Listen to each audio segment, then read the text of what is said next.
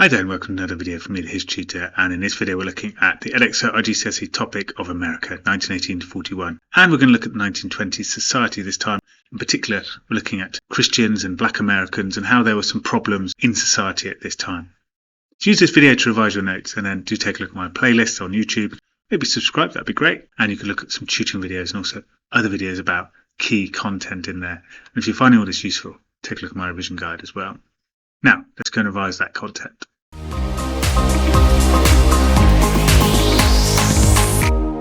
Okay, so Black Americans in the 1920s then. We need to start thinking about Jim Crow laws and racism in the South. So 85% of Black American population lived in the South. They often lived in poverty as sharecroppers. This meant they farmed land for white landowners and shared the crop at the end and shared, therefore, some of the money. Life could be tough though. Often at the start of the year they had to borrow money from the white landowners for equipment and seeds. So often a large chunk of what they earned got given back to the landowner as well. So much life of poverty. Most lived in segregation in the South due to Jim Crow laws. Schools, buses, restaurants, public toilets, beaches, etc. were all segregated at this time. Jim Crow laws were introduced by racist white leaders who wanted to keep white control, which had been lost when slavery was abolished in 1865 by the 13th Amendment.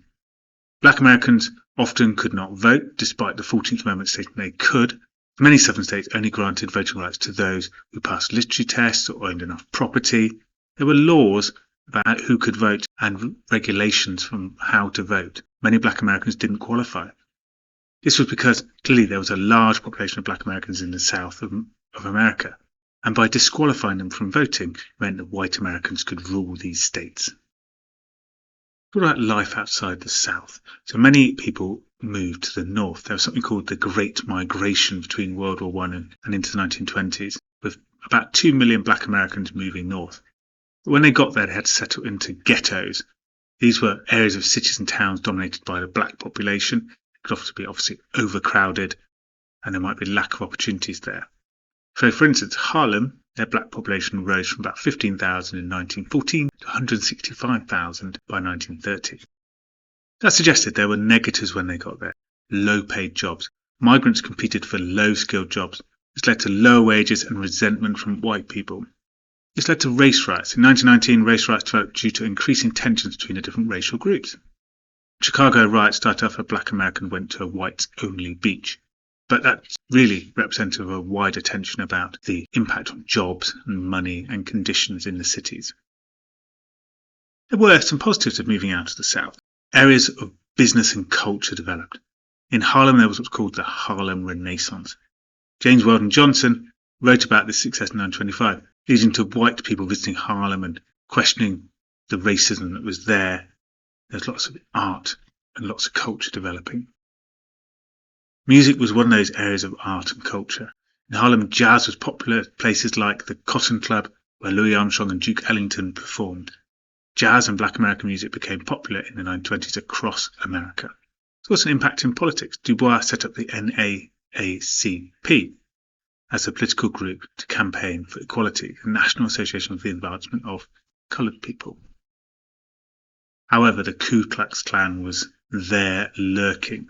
The Ku Klux Klan was originally a racist organisation of the South between 1860 and 1880s that helped intimidate Black Americans into giving up their rights during what we call Reconstruction America. Slaves had been freed, black people had been given a vote.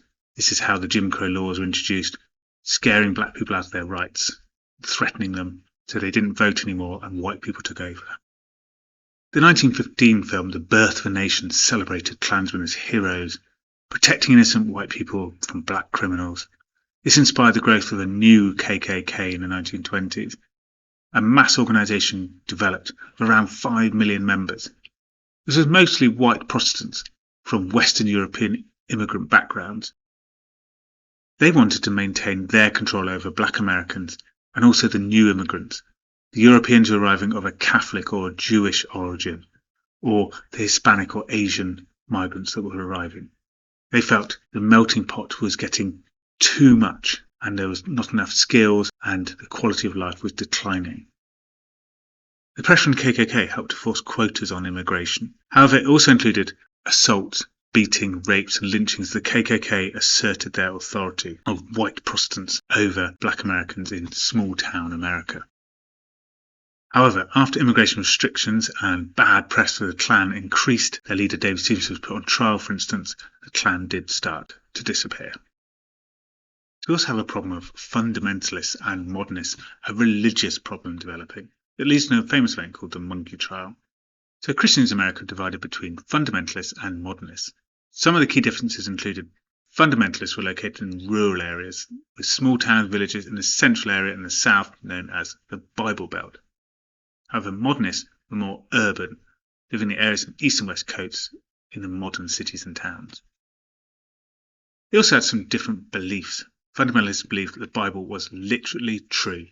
The world was created in 6 days, then God had a rest. Eve is made from the spare rib of Adam. Jonah was swallowed by a whale, etc. All the stories are literally true. Modernists use a scientific and a modern interpretation of the Bible. Yes, there was God's guiding hand in evolution and creation, but there was also science involved. Then we get the Anti-Evolution League and the Butler Act. So fundamentalists led the creation of the Anti-Evolution League to campaign against evolution being taught in schools and in society. This was a powerful campaign with the support of groups like the KKK. In 1925, their campaign was a success in Tennessee. They banned the teaching of evolution with what was known as the Butler Act. This meant that anyone teaching evolution would be fined $500. So modernists wished to test this idea, and this is where we get the Monkey Trial of 1925. They persuaded the teacher to break the law by teaching evolution.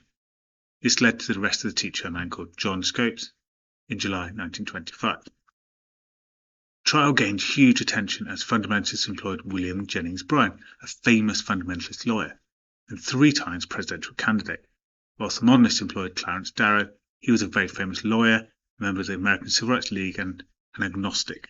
Clearly, there's going to be a huge debate here about the issue of evolution and fundamentalism and modernism. In the Monkey Trial, then, clearly Scopes was guilty of teaching evolution, so Darrow turned the trial into an attack on fundamentalist beliefs and even put Jennings Bryan, the fundamentalist barrister, on the witness stand to challenge his beliefs about the Bible, asking him questions about whether he believed Jonah had really been eaten by a whale and those kind of things. The impact trial was that Scopes was found guilty and fined $100. However, the trial had gained a huge amount of national attention. The media and rich urban dwellers laughed at the old-fashioned ideas of the fundamentalists. This created further division in America. However, fundamentalist ideas did spread, with anti-evolution laws expanding to other states. It was not until 1967 this idea of anti-evolution was banned in America. Okay, well, I hope you found it useful, and if you did, then don't forget to revise using this and my other resources. You can subscribe to my playlist and find lots of things on my YouTube channel to help you with your revision. Okay, hope to see you again soon. Bye bye for now.